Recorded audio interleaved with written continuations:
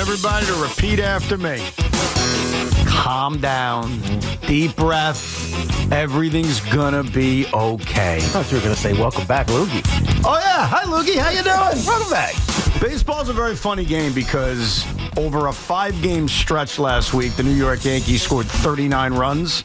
But over their last 5 games, they've scored 5 runs. And that is extreme. And everyone needs to realize, with a deep breath, before we get into the weeds on this, that the Yankees are not an offense that's going to score 1 run per game. I understand getting shut out by the Angels last night was bad, embarrassing, pathetic, and all that. I understand getting shut out by the Boston Red Sox on a Sunday night is bad, embarrassing, pathetic, and all that. This is baseball, and over the course of an 162-game season, you are going to go through funks. So let's just all understand that. Now, with that said, while you're going through an offensive funk, you can still win games. Mm-hmm. You can still win games because your pitching is really good, which the Yankees certainly got last night. A great performance out of Clark Schmidt and a really good job out of their bullpen. But you need to do the little things right. And there were a few things late in last night's game that, yes, I'd admit would drive me nuts if I'm a Yankee fan, because you can win games when you're only scoring 5 runs in the last 5 games. So I'll throw them at you. I'll tell you where I have an issue, where I don't have an issue, and we can all have a nice civilized discussion. Are you ready? I am. Number 1, Anthony Volpe bunting in the 7th inning was stupid. I don't like it. I don't like it because there's a runner on first and nobody out. And while it's a 0-0 game, I don't love giving an out away to just move a guy to second where I'm still going to need another hit to drive that run in. Right. So there are some bunts, as you're about to hear, that I like, that I want, and other bunts that are flat out stupid. So when Volpe was bunting in the bottom of the 7th inning of a scoreless game, I politely said to my TV, I hate this. I don't like this. Am I out of line or am I right? No, I think you're partially right. But I think this Yankee lineup also realizes that they're going through a funk. It's one of those things where if you're as bad as you seem from the fan standpoint, do the players actually think that? Or do they say, no, we're fine, we're good, I'm going to hit today? I think Anthony Volpe, and this, for whatever reason, he's always the guy. He comes up in these moments where he needs hits. We saw it at the end of the game as well. And I think he's trying to be creative. I think he's trying to be spark-driven. And whether he was told to do that or not, it doesn't necessarily matter. But I think he wants to be the spark that gets the Yankees out of this funk. And by bunting and moving Jazz over, I think it creates an opportunity for them to score. Now, ultimately, Austin Wells gets out and Mayhew grounds out, so ultimately it doesn't matter. Well, that's part of the problem. You're bunting with the bottom of the order coming up, and you need a base hit. I hate it. I think it's dumb, whether it came from Aaron Boone, which I don't know because no one asked Aaron Boone after the game, or it came from Anthony Volpe himself. My answer is, I don't care. I think it's stupid either way. I don't like it. Well, he knows what his role is. His role right there is to move the runner. No, his role is to get a base hit. Or move the runner. You have the bottom of the order coming up. I know that, but Austin Wells, at moments, don't forget he was third in the Rookie of the Year last year. I know, but you don't give outs away. Outs are valuable, and I think what really annoyed me about this, and yes, things are connected. Things are connected. 2 innings later, in the bottom of the 9th inning, after Giancarlo Stanton leads off with a double, and congratulations to Tiki. If you missed it on yesterday's show, he correctly predicted Giancarlo's evening, and you were spot on. But he didn't hit a home run. He didn't hit a home run. Right? I left that part out. But you were right about the amount of hits he would have. But when Giancarlo leads off the bottom of the 9th inning with a double, it's basically pseudo extra inning rules, because now you got a runner on second and nobody out. Yes. You can even pinch run, which is a no-brainer that you're going to pinch run for Giancarlo. We warned you about that yesterday. You're going to pinch run for him late in games. Now, with a runner on second and nobody out, I'm a bunt guy. Now I'm up for the bunt.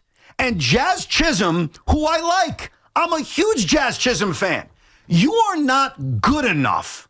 I'm sorry. There are certain guys in baseball who are so good, I would never ask them to bunt. Jazz Chisholm is not good enough to not be asked to bunt. And what really pissed me off, I'm pissed at everybody. I'm pissed at the broadcast team. Todd Frazier correctly says, like in a whisper, hey, Michael, shouldn't Jazz be bunting now? Michael Kay didn't offer a damn opinion. He kept his mouth shut, didn't say a word. Same thing on the radio broadcast. Dave Sims says, hey, this would be an interesting spot to bunt. Susan says nothing. I'm screaming at the TV, bunt! Right. And what does Jazz Chisholm do? He strikes out on 3 pitches. Right. And what drove me nuts is the combination. You're telling me you're bunting with a runner on first and nobody out in the 7th, but with a runner on second and nobody out in the 9th, where it's literally the winning run, you're not bunting? That drove me nuts. It was stupid. Not a damn person asked Boone about it after the game. And don't tell me Jazz Chisholm can't bunt. Because quite frankly, you are not good enough to be a non-bunter. Right. So that's my big issue. Right. Now, here's the other side of it from Jazz's standpoint, because he has been struggling. Bunt and get a hit, right? You can bunt for a hit, right? I know he's trying to be the hero and drive in the winning run in the 9th inning, but bunt and get a hit and keep everybody alive. At the minimum, get that guy to third base. Right. You have less than 2 out. There's nobody out. Get the man to third. Like, I'm big on advancing the runner with less than 2 outs from second. With a runner on first, nobody out, we're all excited about giving up an out to move the guy to scoring position? Right. That, to me, makes no sense. So I don't even know if I'm angry at Boone necessarily, whether it's his decision or not on the Volpe bunt, but the Jazz non-bunt is on Aaron Boone, and I don't like it. And then 2 innings later, what happens? Or 1 inning later, I should say. Bottom of the 10th inning. Oh, we got to try to bunt with DJ LeMahieu. We've got to do that. Meanwhile, DJ can't get it down the first time. That's on DJ. The second time, he pulls it back. And the third time, he's swinging away. Like, there's a reason why the Yankees are atrocious in extra inning games. Why? Mm-hmm. Anybody want to answer that? Well, because Why? it becomes a small ball game. And they're terrible at it. Yes. And it's from the mind of the manager sometimes, and it's also from the execution of the players. It's a combination of both. But to me, Jazz Chisholm not bunting in the 9th inning, like, of all the things we're going to get to from last night's game, that's actually the thing that bothered me the most. I mean, who is Jazz Chisholm? He can't bunt? We're not talking about Aaron Judge here. We're not even talking about Paul Goldschmidt. We're talking about Jazz Chisholm, who I do believe has a chance to become a superstar, but he's not there yet. Hit the freaking ball or place a bunt down and advance the runner. That's why the Yankees are garbage with runners or garbage in extra inning games. Dude, the numbers are the numbers. They suck in extra inning games. I don't think. And this is why. I didn't think about this until you brought it up yesterday. I've never even paid attention to it. Their extra inning record. And now, after losing last night, they're 1-5 in extra innings. Whereas the Angels, who are, I mean, whatever, they are who they are, they're 5-0 in extra inning games. And so it's about getting hits at the bottom of your lineup, which the Yankees, I mean, forget this season. It's historically been this way. Mm-hmm. They're a top-heavy team, and these bottom-of-the-lineup guys are either low baseball IQs or they just don't execute in the moments where you need to put bat on ball and get a run across the plate. And so I know this is frustrating for Yankee fans right now, but it is an anomaly that you got to believe you're going to come out of at some point. It is an anomaly. They do score runs. But, Teek, see, this is my point. It is an anomaly. The Yankees scoring 5 runs in 5 games and being shut out in back-to-back games, that's not going to last forever. My point is you can do little things while you're struggling to still win games anyway. And last night was a great example of it. Go back to the first game where they stopped hitting. We all forget about this because they won the game 1-0. The last game against Kansas City, they scored a run. Right. They were able to win a game despite only scoring 1 run against the Kansas City Royals on a Thursday night, right? So you can win games while you're not hitting. My issue from last night is not to just lambast them for not hitting. It's baseball. I get you're going to go through funks. My issue is if you do the little things right, you can win anyway. And I'll give you another big issue I have. So Jason Dominguez is stealing third base. Anthony Volpe has a 2-2 count. Like, Anthony Volpe in that sequence can't do anything but continue his at-bat. Right. It's not like Dominguez gets a big jump and Volpe has the option to not swing and let Dominguez steal third. You want to know why? Because that 2-2 pitch was strike 3. Of course. So the inning is done. So my issue isn't with Anthony Volpe. My issue is if you're Jason Dominguez and you're going to run, which I don't have a problem with. I love aggressiveness. I loved Anthony Volpe trying to steal third base on Friday night. I was the one guy defending him. I stand by that. My issue is you got to know when. Why are you doing that with a 2-2 count? What? You're wasting the steal. Like, you're wasting it because now you're forcing the batter who's up to not even think about the fact that you may steal the base easily, but instead has to protect himself. And you don't know it's going to run right into the runner, obviously. That was kind of a fluky, weird baseball thing. Right. But why Dominguez is running on a 2-2 count, that's the part where I'm like, why? What's the benefit? Like, walk me through what good is coming out of this? this? Do you think it was him, or do you think he was instructed to do that? No, I think that was on him. You thought he's stealing third on his own on 2-2? Yes. Yeah, I don't think he's getting a signal to steal third. No. Then that's a low baseball IQ play. I don't like it. Yes, I agree. Of course. Someone yesterday compared him to Gleyber Torres. I said that's not fair. That kind of decision is a bad one. So if you want to compare that to Gleyber Torres, fine. But Gleyber didn't do that. Gleyber was more the fielding stuff. Right, that was what would drive, and the fact that he was swinging for the fences for half a season or a season and a half. But this is more just a Jason Dominguez thing. This is a young player who's trying to be impactful, but doesn't know exactly how to be impactful yet. And what are you impacting? Like, think about that. That's the other question I have. What are you impacting by trying to steal third on a 2-2 count? Doesn't do anything. Now, unless Volpe gets a hit, then you come around and score. Well, he's going to score anyway on a hit. True. Like, it's not going to make a difference. That's true. Like, sometimes you have to look at the risks rewards. Now, was it fluky as hell that Volpe hit the ball right at Rengifo, who then makes it basically a caught stealing kind of play because he fields it and tags the runner out? Of course. But I'm also looking at it and saying why. And there was a lot of whys last night. Now, Shaun, have I said anything incorrectly? I think one thing, just to be clear, unless I'm losing my mind, the count was 2-1 when Dominguez stole.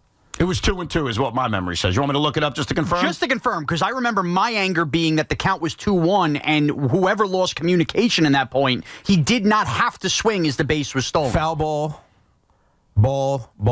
foul ball. I thought it was on. So it was 2-2. Foul ball. No. The foul ball, I think, when it was 2-1, was when the steal happened.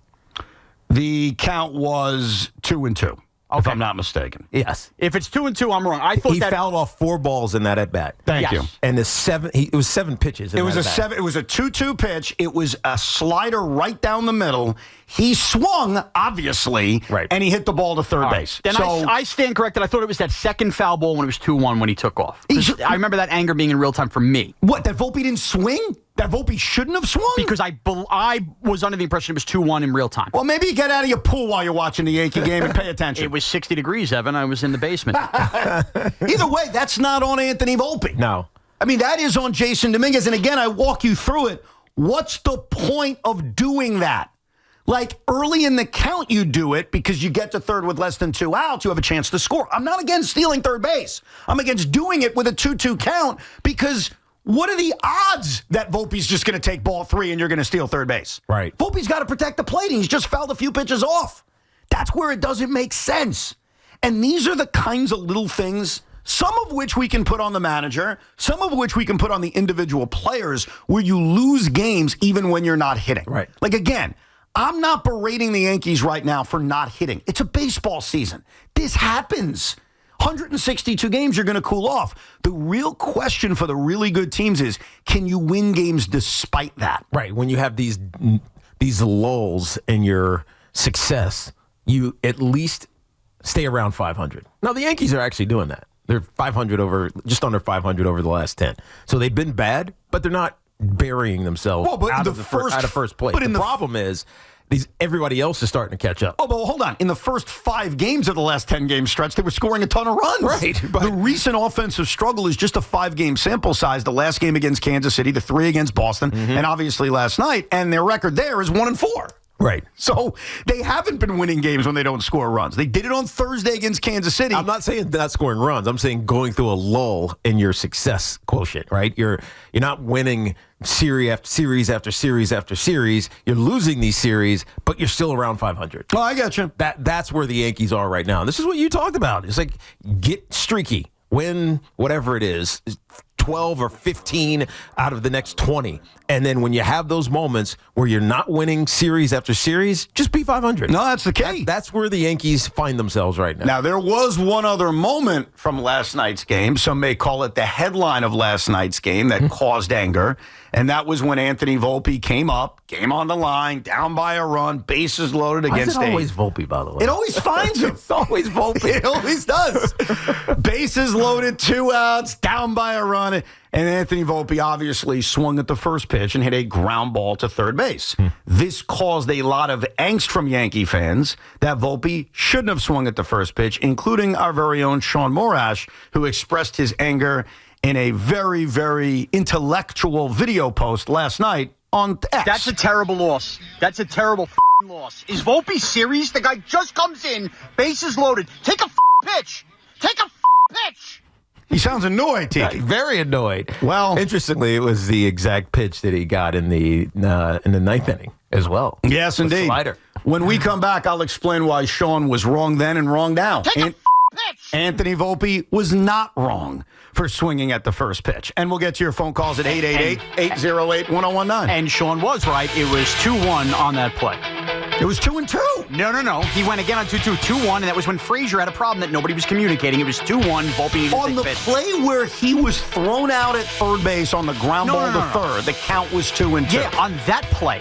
That's what we were talking about. That's play. Yes, you're talking about he ran earlier in the count? Yes. Okay, that's not that play. That's a different play. But that's the issue with that at bat. That's a different sequence. Okay. But on that play, 2-2, he's running. I don't know why he's running on 2-2. And at 2-1, who cares? He wasn't out. On 2-2, he got out. You're saying he shouldn't have swung on 2-1. That Correct. is a fine point. It's a different point. Okay, he ran multiple times in the at-bat. Right. When he ran on 2-2, my argument is, why are you running on 2-2? Okay. What are you gaining out of it? I know we're going to continue this. You're right on that. Thank you. It should not have come to that because Volpe should have been taking 2-1. Somebody should have communicated when he has that open path to steal. We will address that different sequence when we come back because there were 2 attempts for Dominguez stealing third base in that at-bat. We're coming to you live from the Town Fair Tire Studios, powered by Town Fair Tire. Nobody beats Town Fair Tire. Nobody.